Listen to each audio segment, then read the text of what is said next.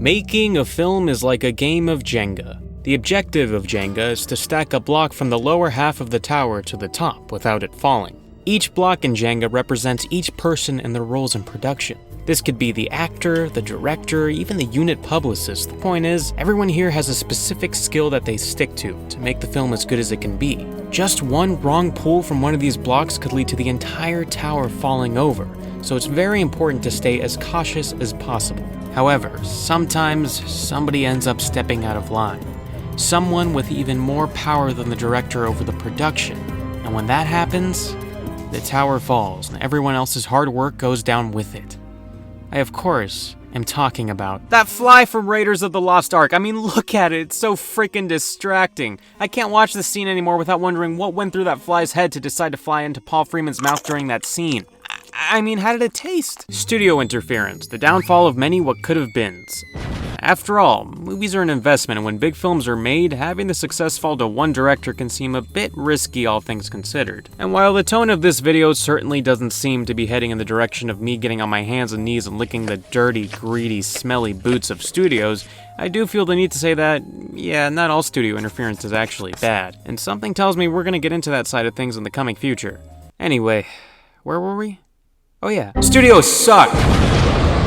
One of the biggest examples of rotten studio interference has to go to 20th Century Fox's 1963 historical drama epic, Cleopatra, which at the time was the most expensive film ever made. Studio meddling aside, this movie was already going full steam ahead at becoming a major disaster. The biggest reason of these being the romantic affair between the film's leads, which went on to cause a lot of drama on set, but to state the obvious here, that wasn't even the half of it. Originally scheduled to be two separate films with approximately 6 hours of running time, Cleopatra was cut in half to just 3 in one film after a slew of firings in the production department. This caused the story to feel very messy, which I feel was pretty much unavoidable after the fact that 6 hours of a narrative now had to be reduced to 3. To make matters worse, truckloads of money were spent on taking down sets and reconstructing them after changing shooting locations mid-production. Top this with the studio hiring and firing new directors and crew members frequently during production of the film, and the chaotic behind-the-scenes mishaps. Cleopatra ended up going from a modest $5 million budget to an estimated $35 to $44 million budget, which, adjusting to inflation, comes to roughly $350 million. For reference, Pirates of the Caribbean on Stranger Tides, the most expensive movie ever made, cost $376.5 million. And taking into account that the majority of Cleopatra's money was used to clean up disaster after disaster and not really make the film better, it's safe to say that this film was a certified studio disaster. And a lot of people consider Cleopatra to be the symbolic death of the golden age of Hollywood, a film that took the grand nature of the era a step too far, and I can definitely agree to that. But hey, that was all the way back in the 1960s, like 300 years ago. I'm sure studios learned their lesson by now. Oh my god, they did not learn their lesson. Whoa, whoa, whoa, whoa!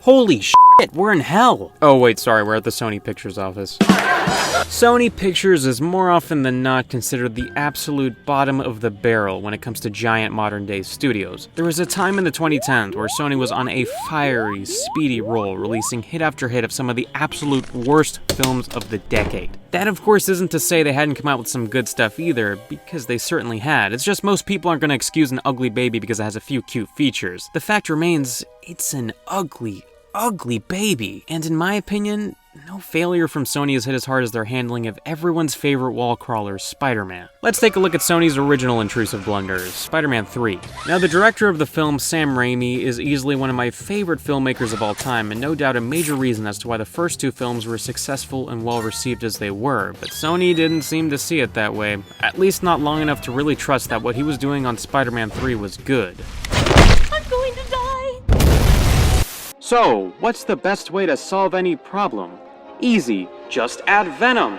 With your own Venom, you can make any issue in your life fix itself at the snap of a finger. Is your English essay not working out?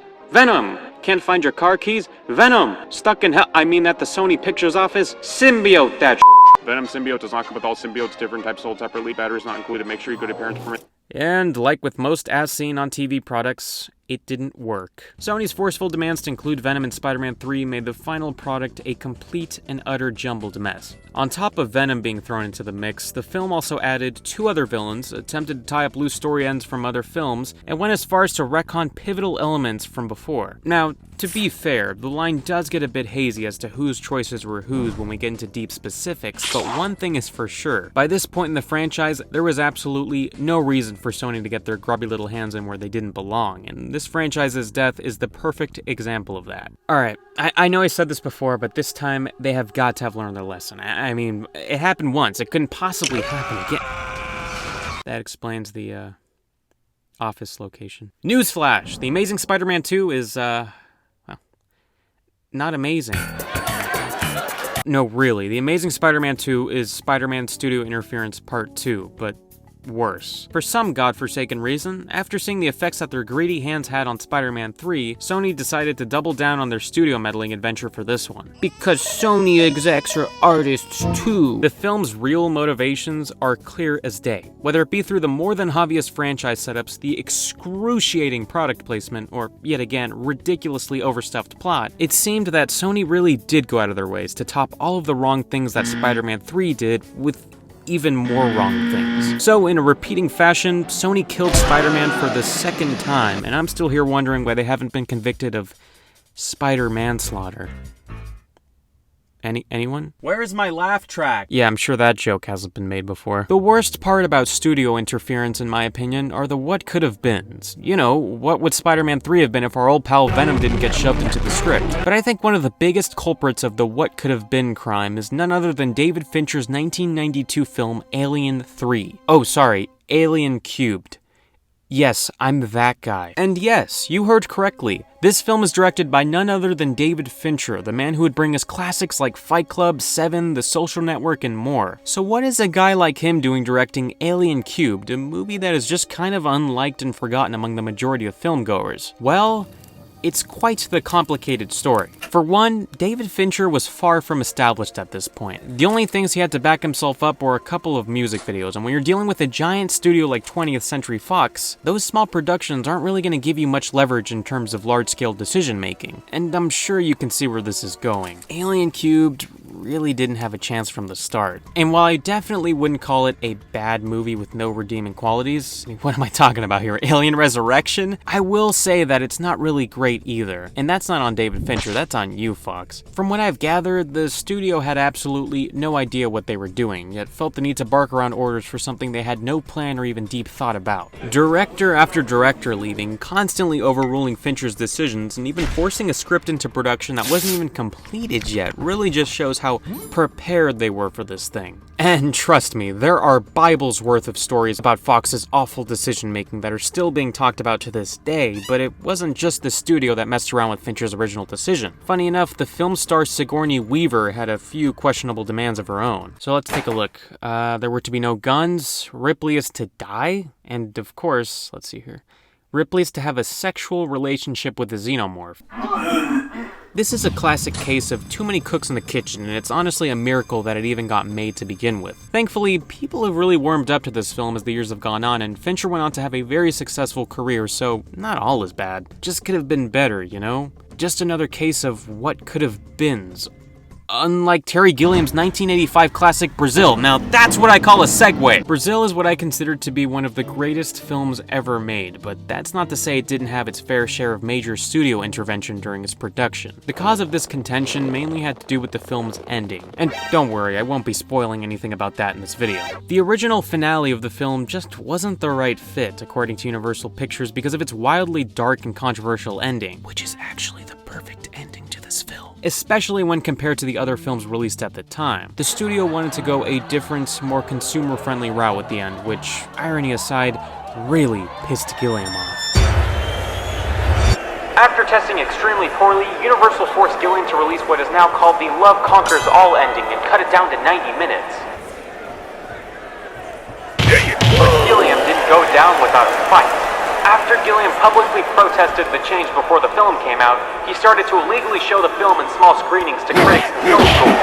Universal's cut of the film was released to mixed reviews, with many complaining about the lack of consistency throughout. All of this drama eventually led to Universal releasing Gilliam's version to wide acclaim. Victory!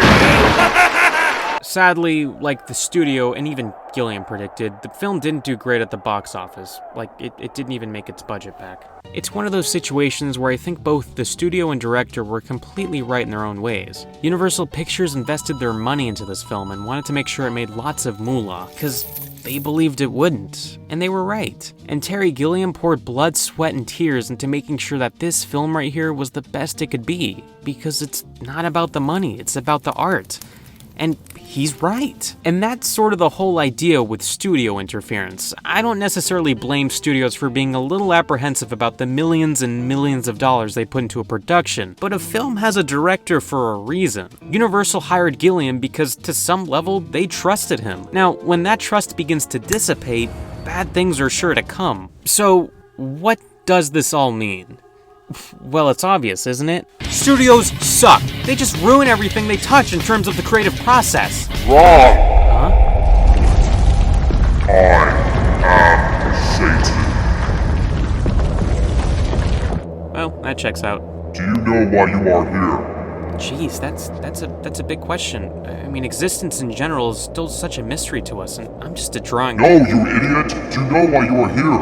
In hell! No, to be honest, I don't. Was it Sony? I feel like Sony and Hell have some sort of deep connection. No, you are here because... Well, yes, Sony does, but that's besides the point. You are here because the fact is, you are too negative towards movie studios. Dude, what, can I call you dude? Yeah, it's cool. Okay, dude. Studios are evil. They are the antithesis to the artist, you know? The villains. The evil rich businessmen with no souls. Come on now, studios aren't that bad. Disney? Okay, yeah, Disney is more evil than me, but besides that, okay, studios don't just mess everything up. They can be of help too. What? When? Don't ask me, dumbass. You're the f***ing YouTuber. But... Do the research. God! Actually, please don't say God's name here. You know, with this being hell and all. Okay, if I talk about how good studios are, can I go home? I'm literally the devil. Do you really want to make a deal with me? Yeah, sure, why not? Ha! Ha! Okay then, yes. You can go home if you talk about the positives of studio interference. Okay, sounds like a plan. Studio interference can be good? Surprisingly, yes, and it's one of those things that probably happens way more often than we think. I mean, it tends to get a bad rep, and for good reason too, but I don't think people should just label it as bad and bad only. Case in point, Alien. Aside from, well, the alien, one of the most important components of this franchise are the synthetics. These human-looking androids often act as the connective tissue between the films, and without them, it's hard to say this universe would be as expansive as it is. This especially includes no Prometheus without these guys, which is basically just a lore movie altogether. But surprisingly enough, this essential component of the series didn't come from the film's original writers, rather its producers. Now on paper, I could see why this decision could be a bit off at first glance, but as the franchise has demonstrated, this actually ended up being an excellent decision. The synthetics made the original Alien movie more than just a slasher film. Aside from director Ridley Scott's incredible vision and direction, these androids are extremely important to the identity of the series, and without them, it would just hurt what made the franchise so special to begin with. Not to say the franchise hasn't already been tainted by many, many worse things already, but that's besides the point. There were many other ideas that were gladly changed, like the title originally being called Star Beast, to the initial ending pretty much cutting off any chance for the excellent sequel that we got with Aliens. But really, overall, I'm happy to say that the first Alien movie was a much different story than what happened with Alien Cubed, and the final product really demonstrates that. But that story seemed too peaceful. In reality, how often do studios and directors actually work together in unison like that? More often than you think, actually. Yeah, well, I want my good studio interference with a side of drama.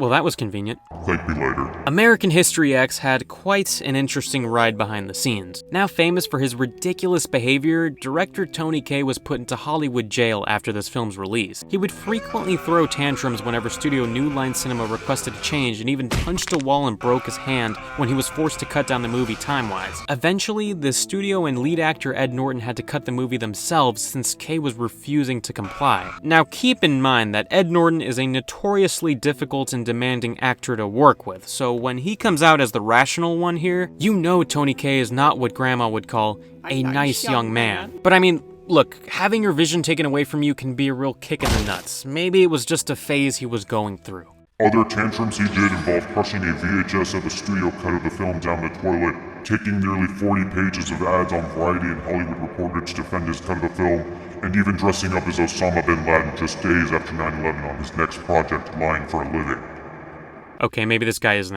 Kaye eventually did go to write an apology letter for all of his wrongdoings during this and other film productions that he was involved in at the time, so there seems to be some change to his character here. But the way things were looking, it was probably a good thing that New Line took control and gave us what we got. Although I have to admit, I am more than curious to see what would have happened if Kaye had full creative control.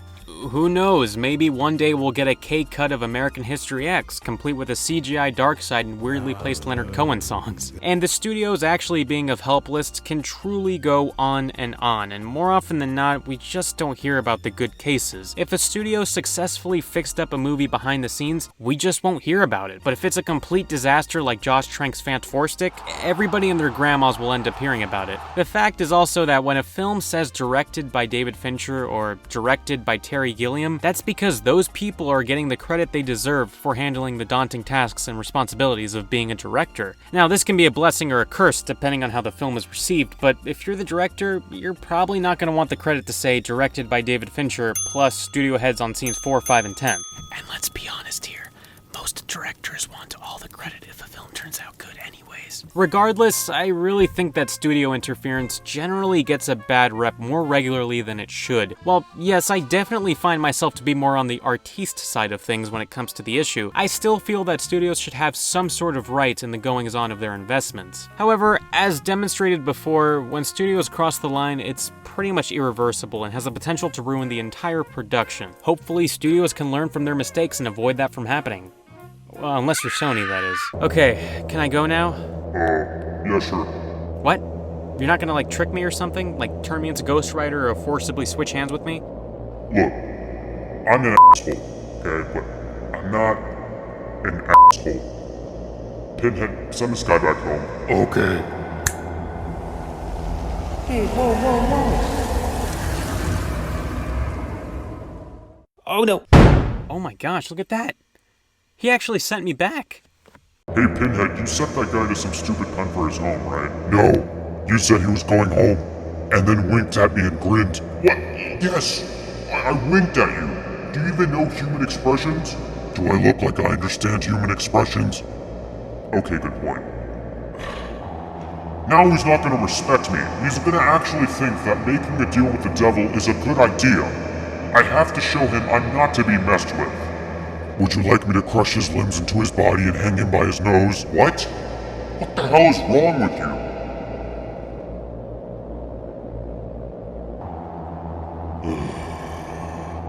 To be continued.